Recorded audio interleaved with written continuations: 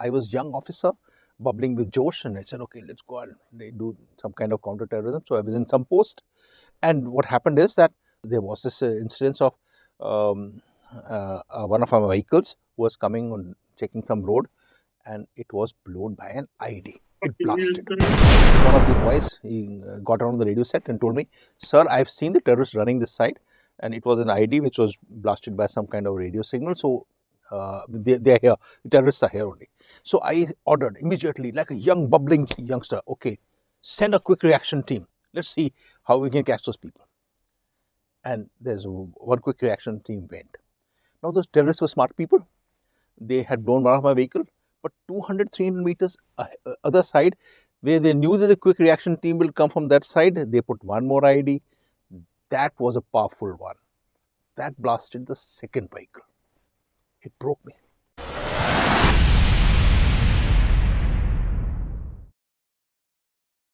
Hi everybody.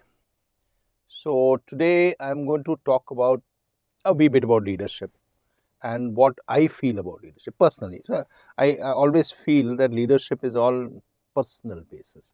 There are theoretical facets and all that. I don't, not very important there, and at least I'm not covering those.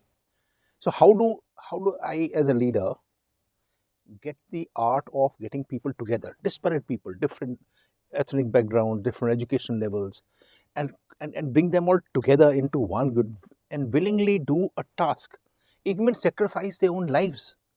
How do we get, how does a leader get all these people together? And I'm being a military man, I'm starting at a military focus. How do we do this? And that, I think, is the crux of leadership. And so the history has shown there are very good leaders, fantastic leaders, they're great leaders. And people say, how do you differentiate between what's a good leader and a great leader? Or are these synonymous terms? So when I say there is something like a good leader, he would inspire his people, give the confidence to his people of his leadership, and the group works as one goal. That's a good leader. A great leader is different. A great leader, he empowers his people, he trains them into one outfit, and the outfit performs the task that the leader wants, even when the leader is not present, especially when the leader is not present. Is that empowerment and the confidence that the people who are led, they get into it, is the epitome of great leadership. That is where I want to focus on. And let me say that there are four major parts to what I think is leadership all about. One is trust. It's the question of faith. It's absolutely important for the people who are led and the leader to have trust in each other. That relationship of trust is actually it's psychological. It's kind of a comfort zone that the people have with the leader and the led. That brings out the best in it. It's the I trust you kind of atmosphere. When I was a younger officer, and we were just deployed in the valley. That time the insurgency just started. It was in 91, 92. And it was a very difficult situation there. And I was young officer, bubbling with Josh, and I said, okay, let's go and do some kind of counter-terrorism. So I was in some post, and what happened is that there was this incidence of one of our vehicles was coming on checking some road, and it was blown by an ID. It blasted. Now I knew the boy, one of the boys, he got on the radio set and told me, "Sir, I've seen the terrorists running this side, and it was an ID which was blasted by some kind of radio signal. So they are here. The terrorists are here only." So I ordered immediately, like a young bubbling youngster, okay, send a quick reaction team. Let's see how we can catch those people. And there's one quick reaction team went. Now those terrorists were smart people. They had blown one of my vehicle, but 200, 300 meters other side, where they knew that the quick reaction team will come from that side, they put one more ID. That was a powerful one. That blasted the second vehicle. It broke me. It broke me because I said this decision I had taken to move those people. It broke me, and for some time I knew one of these boys who died. I was newlywed, and so was that boy newlywed, and I was feeling so emotionally upset and sad. And then one of my JSOs came to me. He said, "Sir, you worked with us, and we were speaking, I'm from Gurkhas, so we were speaking Gurkhali, and he said, we trust in you, we have faith in you, you can't break down, you get up and let's go and let's sort this damn thing out. And we moved. That trust that the JSU and the men showed in me, despite the fact it was my decision that led to the incident happening, and we caught the terrorists by midnight. But the fact is, it's a relationship, the trust that comes out, no, absolutely important. Second is the issue is confidence. There has to be a confidence on the people that you have with your own self. Also communication, interpersonal communication between people, between themselves, that becomes an important facets of relationship. And last is empowerment. You have to empower your own people. Till the time that people are trained, created into a cohesive unit, that advantage will not come through. So there is what I think is the most important part of the story. Now, how does it happen that Saragadi in 12th of September 1897, 21 people were killed, 10,000 people of the Afghans who were attacking them. It was the kind of empowerment that they had. Or Razangla, 1962 war, where 114 people of the Kumaon regiment, 13 Kumaon Ahirs, got together and they killed 1,200 Chinese. Everybody died. It's the motivation.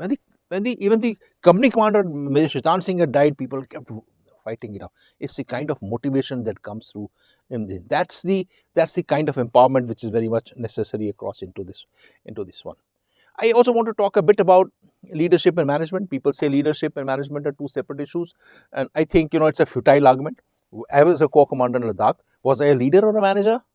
And I think I was a leader. I was also a manager, because to sustain, now there are 50,000 people there, to feed them there where the roads are closed for 6 months a year, it's management of the highest order. You can't imagine the kind of vagaries. You have to keep people warm in their accommodation throughout the year, which means by Bukharis, because electricity is not around so often. So it's the question of management and leadership. I think we get involved into futile arguments which are not so relevant in this one. And we have the best of leadership comes out in difficult times. How? When there's adversity. That becomes the most important issue. The leader actually outshines himself in adversity. What did he become? He can become a micromanager. I can give you an instance here. I was commanding the corps in Ladakh, and there was an altercation on the border with the Chinese, and there was the infighting, and the infighting, fighting between the two parties. And I got a message. I was left in journal. I said, okay, there's anything happening here, and the serious and situation can escalate to anything. So I said, okay, let me fly there. I will take charge. Then as I was going there, the thought struck me, look, there's a commanding officer there, there's a CO there who knows my ideas and how the policies, and do they think he can handle it? Even if things go wrong, what? That, I think, is the issue. That's the biggest folly that comes up, is the issue of micromanagement. Take charge. It's a question of zero error syndrome.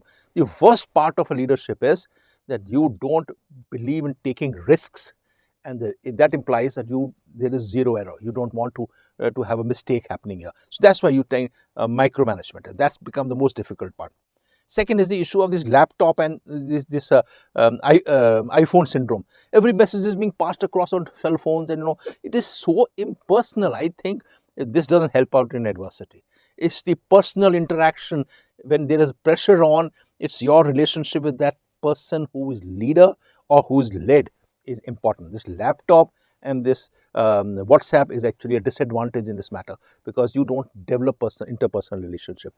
Also, leaders trying to get their own magical group of people whom they think the best one. The coteries that they form, these are not conducive to good leadership, especially at times of great follies. And we all suffer from something in corporate sector. Us all suffer from something called fear of evaluation. We are always worried somebody is evaluating us and we're going to get marks or something. This confidential report syndrome doesn't help. It doesn't help. It actually puts you off into makes you so much more defensive attitude. So I think the best part is the follies. We have to learn from in this manner that there is you learn from your follies, you learn from how to command in adversity. When your lead moves in one synchronized fashion when there is adversity, that is the matter of success.